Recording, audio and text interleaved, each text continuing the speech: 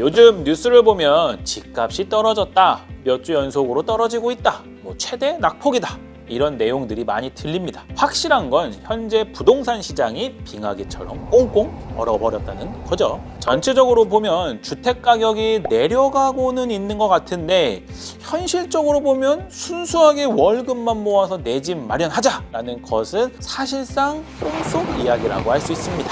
현실적인 방안으로 청약 통장을 준비해서 분양을 받으려고 할 텐데요. 요즘에는 분양가도 많이 오른 상황에 가파르게 상승한 대출금리 때문에 많은 분들이 하나둘씩 주택 청약 통장을 해지하고 있다고 하네요. 참 안타까운 상황입니다. 내 집을 마련하는 방법은 크게 두 가지가 있는데요. 이미 지어져 있는 주택을 구매하는 방법과 분양을 받아서 구매하는 방법입니다. 사회 초년생에게 내 집 마련은 먼 훗날의 이야기라는 생각 때문에 그런지 청약 통장을 알아보거나 가입할 생각은 미뤄두곤 합니다. 당장 먹고 살기도 힘든 세상. 자, 오늘은 청약 통장이 없으신 분들은 이 주택 청약 통장이 왜 필요한지와 만약 청약 통장 해지에 대한 생각이 있으신 분들은 왜 유지해야 하는지 같이 알아보는 시간을 갖도록 할게요.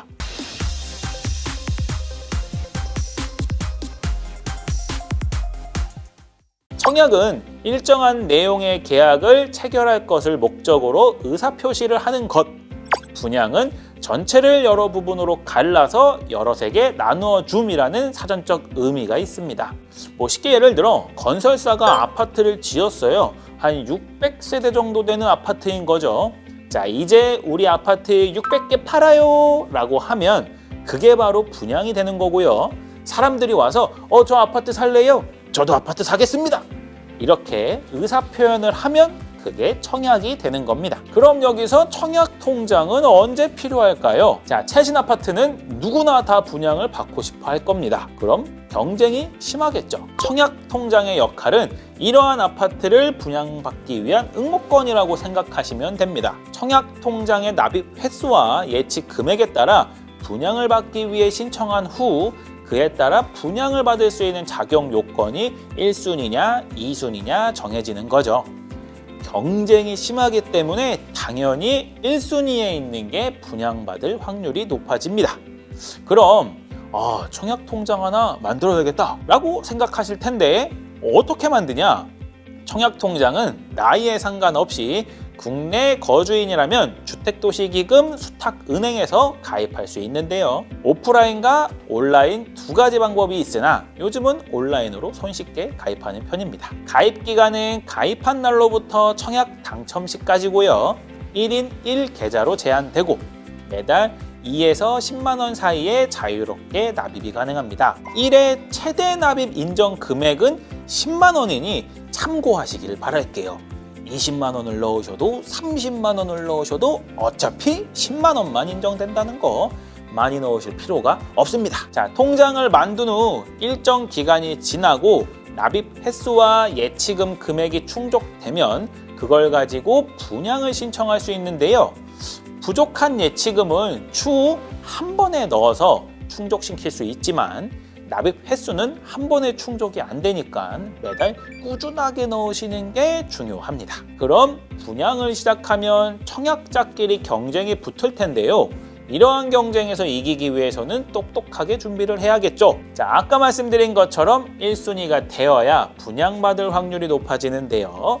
국민주택, 민영주택에 따라 1순위가 될 수 있는 조건이 다릅니다. 국민주택 청약 1순위 조건, 첫 번째, 청약통장 가입 2년 경과. 두 번째, 연체 없이 24회 이상 매월 납입.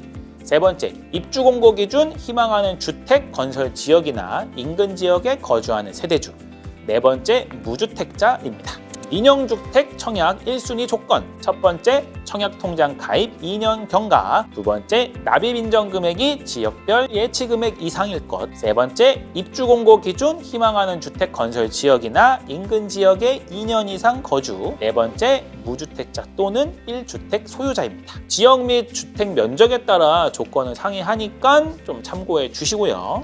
기존의 신혼부부나 무주택자에게만 돌아가던 특별 공급 혜택이 미혼 청년층에게도 신설되었습니다. 나눔령의 경우 시세의 70% 이하 분양가로 분양을 받을 수 있고 추후 매도 시 시세 차익의 70%만 본인에게 기속되며 30%는 반납하게 됩니다. 선택형의 경우 임대 후 분양받을 수 있는 선택권을 갖게 되는 형태입니다. 또한 규제지역일지라도 전용 85제곱미터 이하 면적의 경우 추첨제로 당첨이 가능한데요.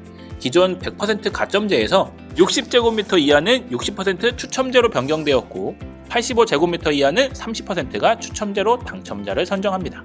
이러한 내용을 알고 계시면 조금 더 당첨 확률을 높일 수 있으니까 참고해 주세요.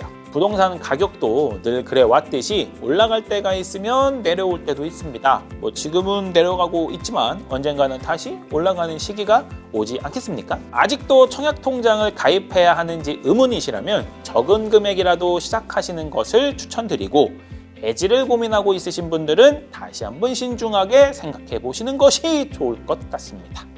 자, 요즘 같은 부동산 빙하기에는 분양에 사람들이 몰리지 않기 때문에 경쟁도 당연스럽게 떨어지기 마련입니다. 하지만 막상 부동산 화랑기가 와서 이제 사봐야겠는데? 라고 하면 경쟁이 심하기 때문에 1순위를 무조건 노려야 합니다. 그러기 위해선 청약통장을 유지해야겠어요? 안 해야겠어요? 정말 열심히 납입했던 주택청약통장 반드시 사용할 날이 올 것이라는 믿음을 가지세요. 자, 오늘의 내용은 여기까지고요. 다음에도 유익한 정보 전달해 드릴 수 있도록 노력할게요.